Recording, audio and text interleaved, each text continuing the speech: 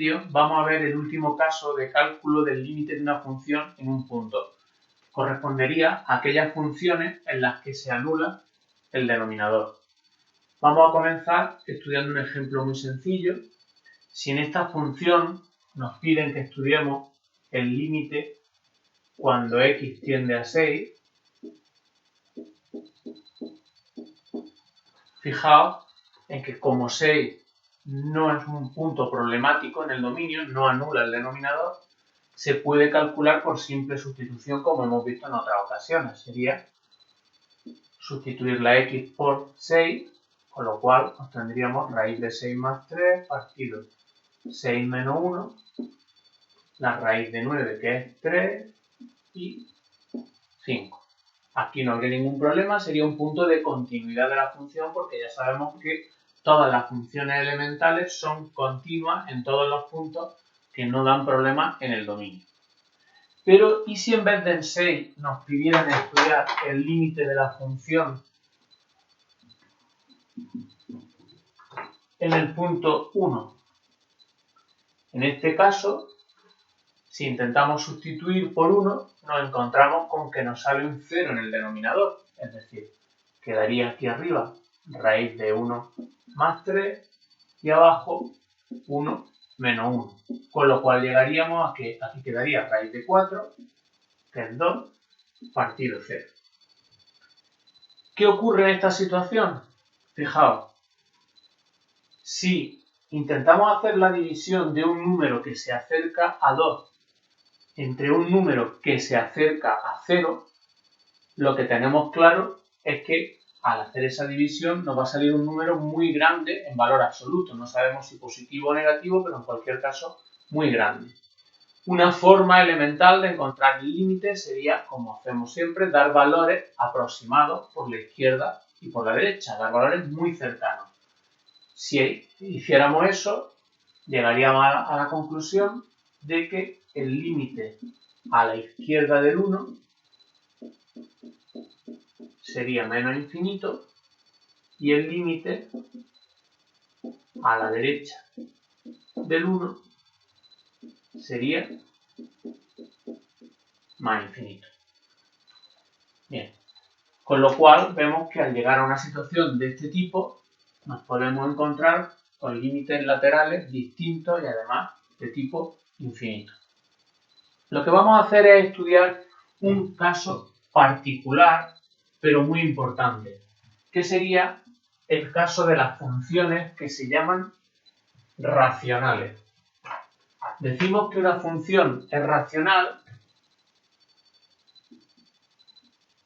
cuando es el cociente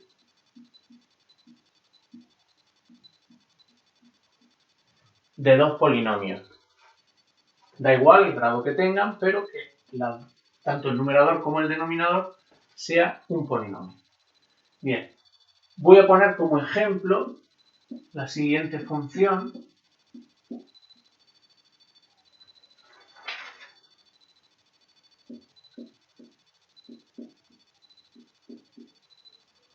Polinomio de segundo grado entre otro polinomio de segundo grado. Y vamos a ver cómo estudiar distintos límites en distintos puntos. El primer caso sería estudiar un límite, por ejemplo, en el punto 5.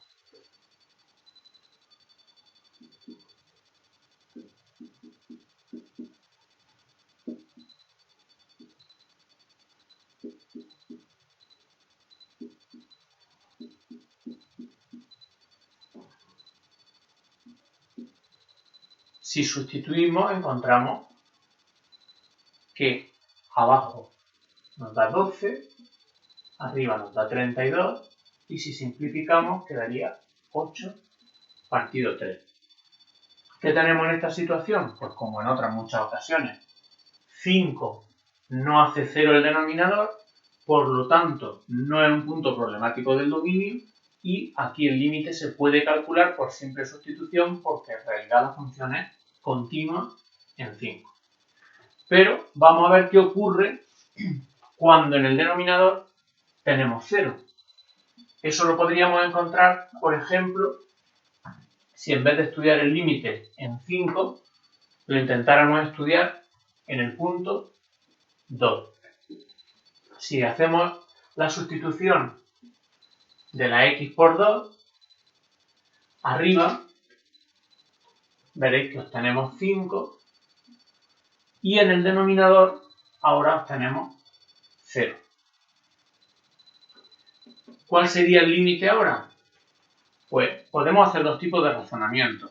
Uno sería, si dividimos números muy próximos a 5 entre números muy próximos a 0, el resultado va a ser números o muy grandes o muy pequeños, pero en cualquier caso con un valor absoluto muy grande. ¿Y cómo sabemos si el resultado es positivo o es negativo? Pues habría que ver qué signo tiene este denominador cuando nos acerquemos a 2 por la izquierda o por la derecha.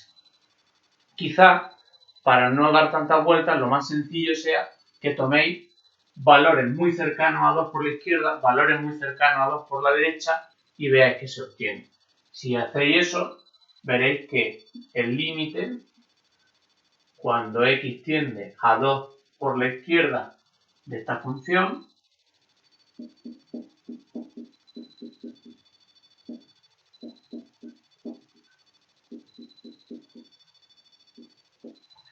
es menos infinito, porque veréis que os da valores negativos y cada vez más grandes, y si en vez de hacerlo por la izquierda lo hacéis por la derecha, comprobaréis con vuestra calculadora que os va a dar valores positivos y muy grandes, con lo cual el límite será más infinito.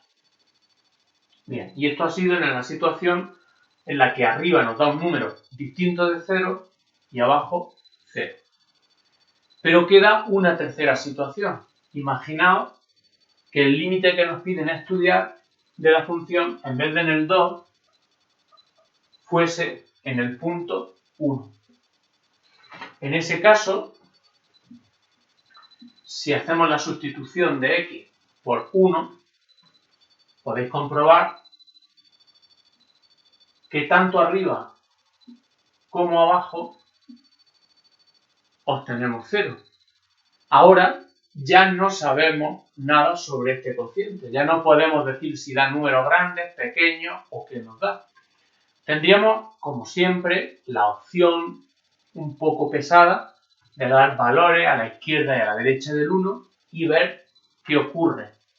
Pero en este caso, y es lo importante de este caso concreto, en el estudio de las funciones racionales, ocurre una cosa muy importante. Si os dais cuenta, tanto el numerador como el denominador hemos dicho que son polinomios. Y hemos visto que al sustituir la x por 1, tanto el numerador como el denominador se anulan. Eso quiere decir que 1 es raíz del polinomio de arriba y del polinomio de abajo. Es decir, que si aplicamos la división por Ruffini con el 1, tanto aquí como aquí, va a salir exacta y por lo tanto va a haber un factor que va a estar común arriba y abajo. Vamos a verlo. Voy a hacer la división de este y este por x menos 1, es decir, tal y como veíamos en el tema 2 de álgebra, estoy con el numerador,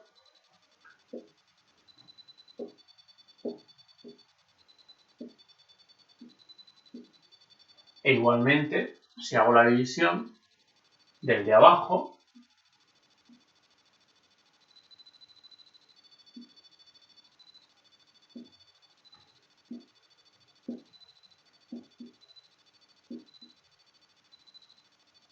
veis que la división es exacta en los dos casos. Eso quiere decir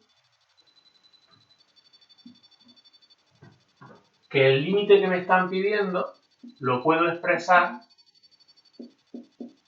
de la siguiente manera, factorizando el polinomio de arriba y el de abajo con esta raíz común.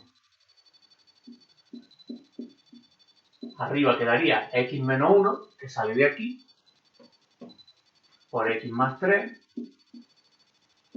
y abajo quedaría de nuevo x menos 1 por x menos 2.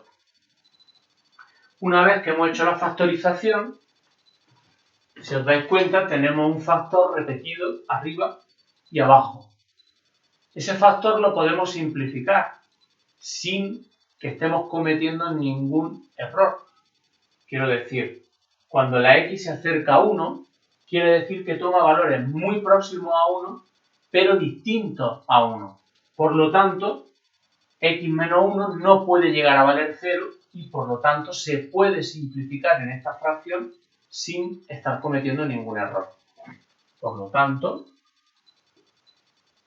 aquí quedaría límite cuando x tiende a 1 de x más 3 dividido x menos 2.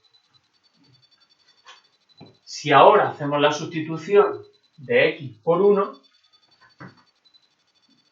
que es lo que debemos hacer siempre, obtenemos 1 más 3 partido 1 menos 2 y eso da menos 4. Con lo cual, el límite inicial termina valiendo menos 4. Bueno, pues lo que hemos visto es que hay una regla, un procedimiento que nos va a servir para estudiar siempre los límites de las funciones racionales. A ese procedimiento que se puede seguir paso a paso es lo que en matemáticas se llama un algoritmo. Lo explico brevemente. Es el algoritmo que aparece en la página 162 de vuestro libro. Si pretendemos estudiar el límite cuando x tiende a c de una función racional, nos podemos encontrar con las siguientes situaciones. Primera, que el denominador en c sea distinto de 0. En tal caso, el límite que estamos estudiando se obtiene por simple sustitución. Es decir, la función es continua y puedo hacer el cálculo de P de C entre Q de C. Segunda situación. Que Q de C sea 0, pero el numerador, es decir, P en C, sea distinto de 0. En ese caso, el límite cuando x tiende a c de P de x entre Q de x será P de C partido 0. Con lo cual, sabemos que al dividir un número distinto de 0 entre algo que se acerca a 0, nos va a dar más o menos infinito. Y para decidir cuándo es más infinito y cuándo es menos infinito, tendríamos que ir a los límites laterales como hemos visto antes. Y el último caso sería, lo voy a poner aquí para que quepa, el caso en el que Q de C sea 0, pero también P de C sea 0. En tal caso, cuando hagamos el límite, cuando x tiende a c de P de x entre Q de x, como c es raíz de P y de Q, podemos escribir límite cuando x tiende a c de x menos c, factorizando por Ruffini, por el polinomio que nos quede al aplicar Ruffini, es igual en el denominador, x menos c por q sub 1 de c. Este factor común se podrá simplificar y lo que llegamos es al límite cuando x tiende a c de P1 de x partido Q1 de x. Ojo, cuando llegamos aquí hemos vuelto a un punto de partida, con lo cual tendremos que repetir el proceso. Este proceso no se puede repetir indefinidamente porque el número de raíces de los polinomios es finito. Por lo tanto, después de un número de pasos, tenemos que terminar o aquí o aquí.